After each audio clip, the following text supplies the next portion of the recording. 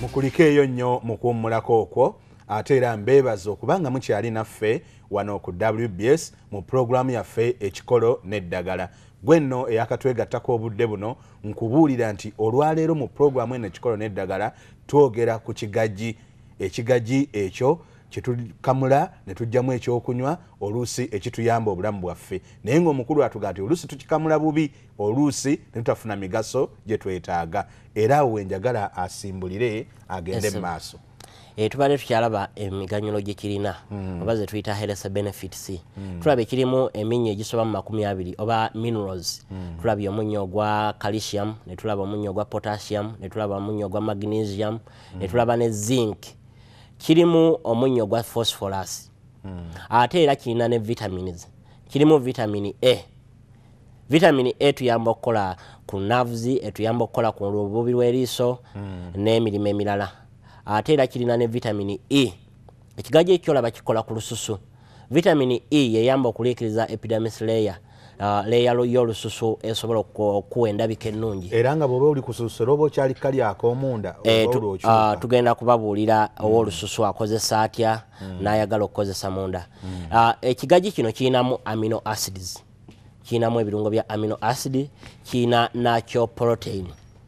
Bwe tumala okulaba ebirungo ekigajji kino bye kirina, tutandika okutunuulira ekigajji ddala. Ate kirina n'ekirungo kya quercetin. Ekirungo kya quercetin ekyo kifumbekedde mu aloe vera era kiri ne mu katungulu. Quercetin. Kwegamba ebimu ku byosanga mu katungulu. Ne mu kigajji mu ebiri. Ekigajji kirina sulfur. Kirina mineral eya sulfur. Kakati bwe tumala okulaba minerals ezo, tutandika okutunuulira ekigajji gwawuliriza oba tulaba. Ekigajji kino kikuyamba kujjanjaba ndwadde ki, kikuyamba kutangira ndwadde ki, era osobola kikozesa ng'ekyokunywa ekya bulijjo. Abasinga tebamanyi nti ekigajji kikolebwamu juice. Nobeeraawo nga abagenyi bazze n'obagamba n'obawa juice wa aloe vera. Kiri ekigajji kye twabalagiridde enteekateeka yakyo ng'omaze okijjamu geero eyo etangaala, osobola okitabulamu sweetener. Kati katugeze osobola okitabulamu honey. Oba brown sugar.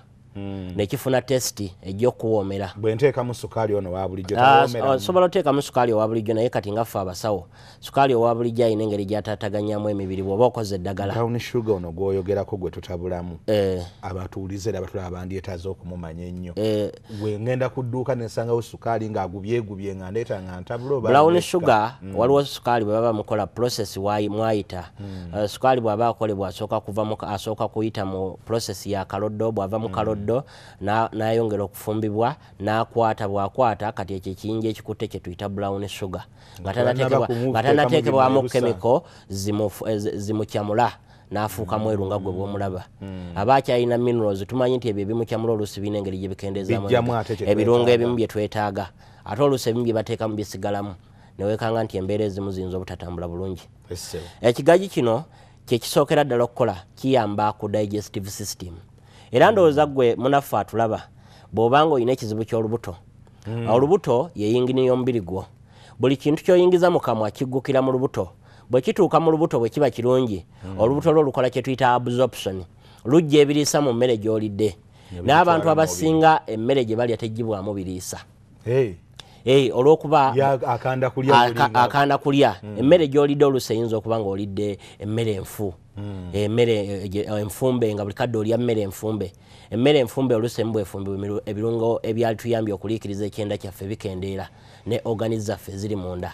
Kati ekigajji olw'okuba kirimu magnesium, kirimu ekirungo kya calcium, kiyambako okuobsorbinga ebiriisa byonna bye twogeddeko, minerals, vitamins ne amino acids ne zisobola okukola eri omubiri gwaffe. Ate era kiyamba n'okuzimba olububi oluli ku kyenda lwe tuyita mucous membrane. Era ky'ovola kati abalwadde ba ulcers bana bagamba nti ulcers zinnuma. Bw'oba okozesa ekigajji kizibu nnyo omuntu akozesa aloe vera gel okugamba nti ulcers zinnuma. Naye kakati katugeze zizo kuba nga zannuma dda nga akabubi ako kanzigwamu.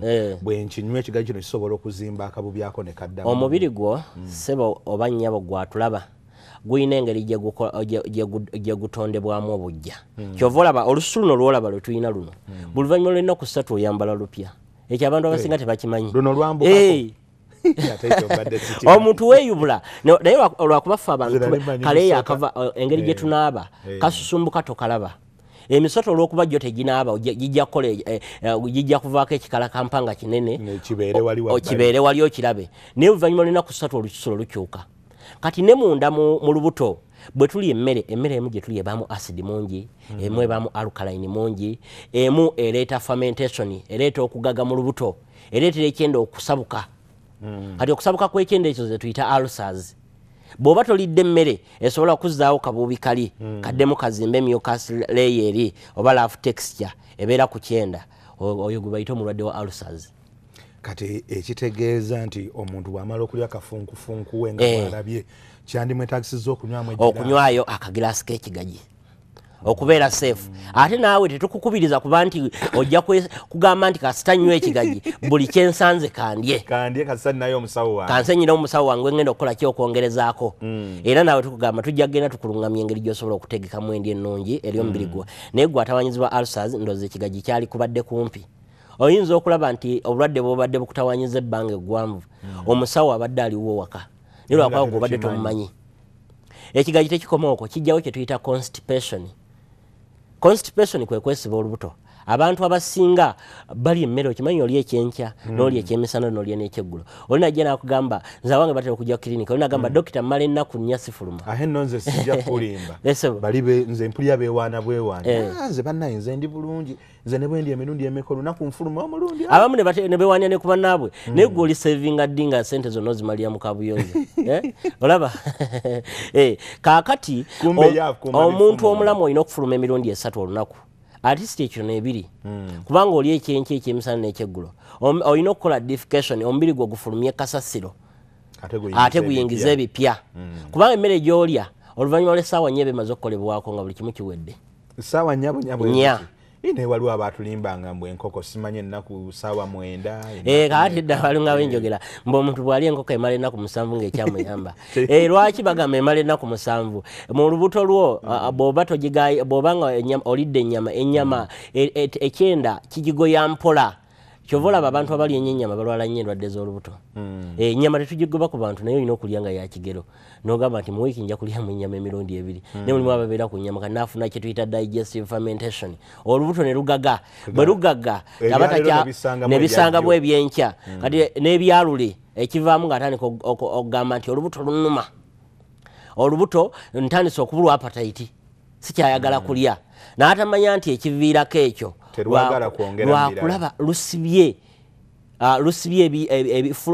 ebifuluma ate ebiyingira bingi ekitegeeza nti kijja kuleetawo omukka omubi okutandika okwambuka paka mu kamwa kyekiviirako n'abantu okuwunya akamwa fetulowooza nti bulwadde bubeera eno mu kamwa omuntu okasaafuna digestive fermentation n'aba nga tafuluma bulungi era ne bw'anaayogera naawe ojja kulya omukka ogumuvaamu si mulungi agenda n'asenya amannyo n'akozesa mouthwash n'akozesa mouth refreshener naye ng'akamwa kasigala kawunya ye talowoozaako nti kasasiro yina yalibadde alina okufuluma ajjudde mu lubuto lwe omukka bw'alema okugufulumya mu exhaust ate gudda waggulu kakati obudde bulabika ng'obugenda nga butufundirira naye bangi nnyo bembandaba eri abalungi abatulaba balina okwebuuza nti ye nga ali mu kibuga ye ng'omuntu atasobola nti alina ennimiro wanaakijja buli wayagalira okukinywa ayinza kukola atya ekigagi kino ekigagi kino emigaso gyakyo tukyayogera mingi naye gwe ng'okyetaaze oyagala kumanya bikikolebwamu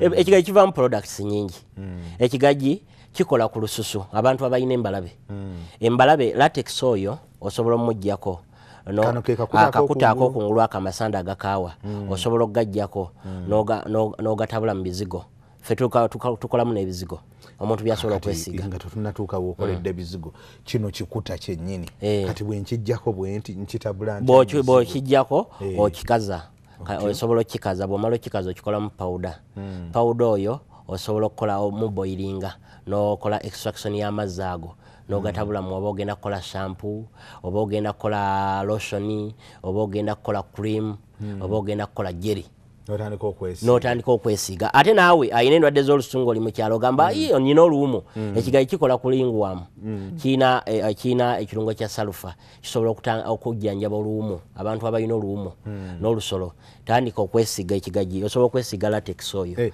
awali affected n'owesiiga n'otandika okwesiiga ate neggeera ono osobola omusalaasala n'omumira n'omulyanga saladi lwakati tulinawo kambe twali bawaddeko example omuntu ategeera nti ekigaji kino osobola n'okukiryanga saladi ogambirako omunda tekali mu kakaawa temuli kikaawa ffe tukyextractingamu ne juice tukolamu ne juice anywebwa era abasinga bamumanyi gift aloe vera drink takaawa omuntu anywa gift aloe vera drink nakubira nagamba dokita mbadde manyi ekigaji kikaawa nze bulijjo bulwentunuli akacupa ako n'olumbiri guyiwa olutiko kakati anywedde ako ka juice kimwetagisa kunywa buli luvannyuma lwamala okulya kimwetagisa kunywa buli lwawulira ennyonta kimwetagisa kunywa ng'agenda kwebaka osobola okunywayo akacupa kamu olunaku bw'oba okoze geero osobola okunywayo egiraasi emu olunaku gwe atasobola kufuna geero osobola okufunayo akacupa ka gift aloe drink kamu olunaku n'onywa n'osobola okutereeza omubiri gwo bwe mbiteekamu akajanja nga nze gweyogedde ku by'olubuto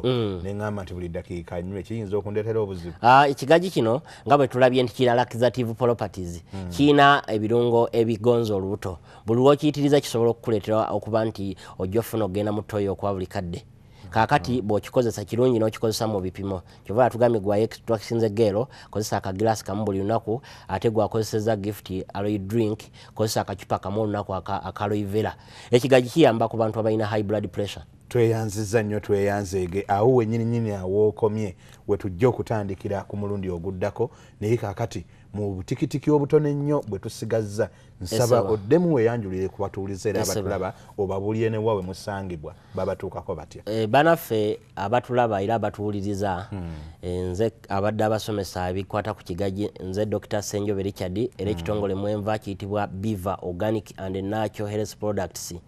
Biva Organic and Natural Health Products tukola emirimu egy'enjawulo naye emirimu egyaffe emikulu gya bujjanjabi na kulungamya bantu ndya gwe munaffe oyinza okuba nga olina embeera ezikusumbuwa olina ebirwadde bingi bitawaanya omubiri gwo oyinza okututuukirirako n'olugajja n'otwebuuzaako n'ojja netulaba engeri gyetusobola okukuyambamu tuli ku Jesco Beauty Center ekizimbe ekya Jesco kwe tuli kiri ku kisaawe ky'Ennakivubo opposite ne paaka empya bw'otuukawo tuli ku mwali ogwakusatu ruumu 10 paka 14 awo tubeerawo buli lunaku okuviira ddala Monday paka olunaku olwa Sunday bw'aba abutaabutanye bw'oba ng'ofunyeemu okuba nti totegedde we tusangibwa tulina amatabi mangi okwetoloola eggwanga naye olwakadde tetusobola kwogera limu ku limu banaffe ab'Embale tuliraanye BCU ku roundabout ya Sleeping Baby ne Kayunga tuliraanye ofiisi za Umema awo e Kayunga mu ttawuni wamu n'eyiganga emabega wa poliisi kati ono abazze wano ku gundi ku Nakivubo bw'aba abutaabutanye mu kulinnya amadala talina ssimu gy'ayinza bw'oba oli ayinza okutuuka awo n'agamba abamu n'okukola appointment waliwo abeera baagala okundaba n'agamba dokita njagala okujja okukulaba naye njagala kukola appointment nkulaba ntya oyinza okutukubira ku ssimu n'osobola okumanya wotosobola okutusanga okusinziira mu kitundu mwoli essimu yaffe eri 0773 45 ddamu ero wandika 45 0 osembyeyo 2 tweyanziza nnyo tweyanzeege bannange ebirungi biggwa byokya naye nga tubagamba nti puroguramu eno ekikolo n'eddagala ejjanga kubeerayo buli wiiki wano ku WBS mu budde buno bwennyini n'olwekyo bw'obaako kyototegedde ate tulindirire ku mulundi oguddako ojja kubanga oyongera okukikkaanya nga omukulu akomyewo amannya Mukasa Kafeero nga nze mbadde nteredde okubanjulira puroguramu yaffe eno ekikolo n'eddagala era nga nabagambye nti ba Biva Organic be bagitutuusaako kale okutuusa ku mulundi omulala mweraba naye musigale nga mulaba